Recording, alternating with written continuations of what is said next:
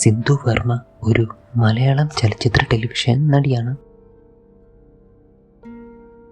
1984 ഒരു ബാലതാരമായിട്ടാണ് സിന്ധു തൻ്റെ കരിയർ ആരംഭിച്ചത്.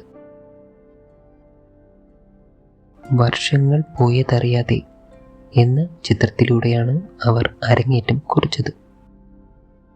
മോഹൻലാലിൻ്റെ 1987 പുറത്തിറങ്ങിയ ഇവിടെ എല്ലാവർക്കും സുഖം എന്ന ചിത്രത്തിലും ഒരു ബാലതാരമെന്ന നിലയിൽ അവർ തലയണ മന്ത്രം, അർത്ഥം, വരവേൽപ്പ് എന്നീ ചിത്രങ്ങളിൽ അഭിനയിച്ചിട്ടുണ്ട്.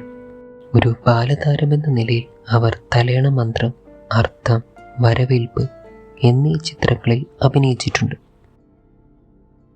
ബിരുദം പൂർത്തിയാക്കിയ ശേഷം അവർ ഒരു അധ്യാപികയായി ജോലി ചെയ്യാൻ തുടങ്ങി. പിന്നീട് വിവാഹം കഴിച്ച് കുടുംബജീവിതത്തിൽ സ്ഥിരമാക്കി. ഒരു നീണ്ട ഇടവേളയ്ക്ക് ശേഷം സിന്ധു TV വ്യവസായത്തിലേക്ക് പ്രവേശിച്ചു.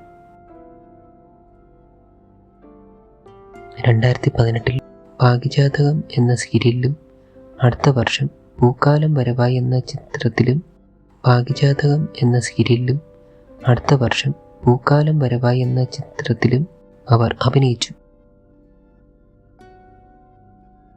അതേ വർഷം തന്നെ അവർ ഗാനഗന്ധർവൻ എന്ന സിനിമയിലും അഭിനയിച്ചു. രമേശ് പിഷാരടി സംവിധാനം ചെയ്ത സിനിമയാണ് ഗാനഗന്ധർവൻ. ശ്രീമതി ഗിരിജയിൽ നിന്ന് 7 വർഷത്തോളം സിന്ധു ഭരതനാട്യം പഠിച്ചിരുന്നു.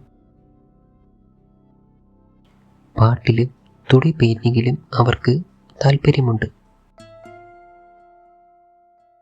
സെന്റിമെന്റ് വേഷങ്ങൾ ചെയ്യാൻ സിന്ധുവിന് ഇഷ്ടമാണ്.